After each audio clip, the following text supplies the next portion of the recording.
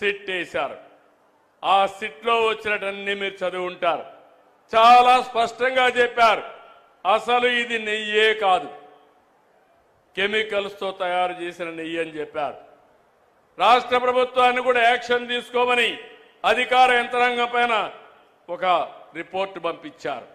ఇవన్నీ వస్తే తప్పుని తప్పించుకోవడానికి, వాళ్ళు చేసిన తప్పును వేరే వాళ్ళపైన వేయడానికి ప్రయత్నం చేసే నీచులున్నారంటే ఏమనాలి నాకైతే అర్థం కావడంలా. మీరందరూ ఒకసారి గుర్తుపెట్టుకోండి, ఆ రోజు నా మీద నేనే ముఖ్యమంత్రి, తెల్లవారు నిద్రలేశాను, వివేకానందరెడ్డి మర్డర్, నిద్రలే చూస్తే టీవీ సాక్షిలో వేశారు. ఏమని? గుండెపోటుతో వివేకానందరెడ్డి చనిపోయాడని. నేను కూడా నమ్మాను, పాపం అనిపించింది. సాయంత్రం అయింది, పోస్ట్ మార్టం చేశాం.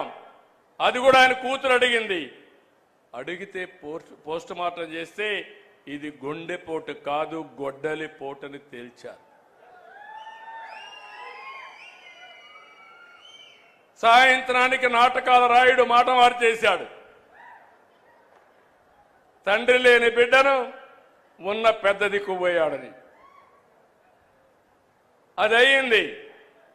తెల్లవారి నిద్ర లేస్తానే సాక్షి పేపర్ ఒకసారి మీరు గుర్తుపెట్టుకోవాలి.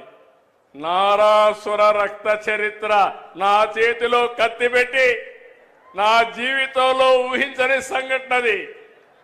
నేను రాజకీయం చేస్తాను కానీ రౌడీల గుండెల్లో రైళ్లు పరిగెత్తిస్తాను కానీ సంఘ విద్రోహ శక్తులను అణిచివేస్తాను కానీ ప్రాణానికి కూడా లెక్క పెట్టుకోను కానీ నేను నేరాలు చెయ్యబోనని మీ అందరికీ హామీ ఇస్తున్నా.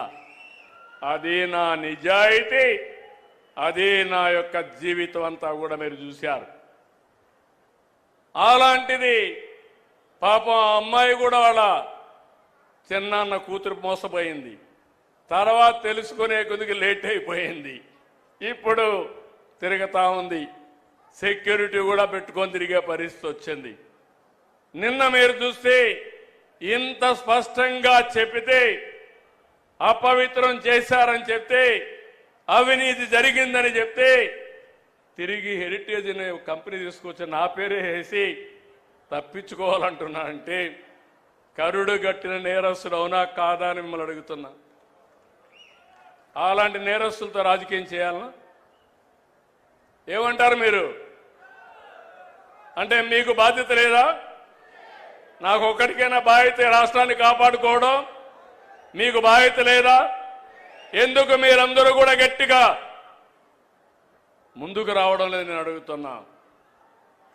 మంచిని అభినందించాలి, చెడుని ఖండించాలి, చెడు వ్యక్తులను కూడా ఎక్కడికక్కడ మీరు నిరాకరించే పరిస్థితి రావాలి. అప్పుడే రాజకీయాలు ప్రక్షాళన అవుతాయి.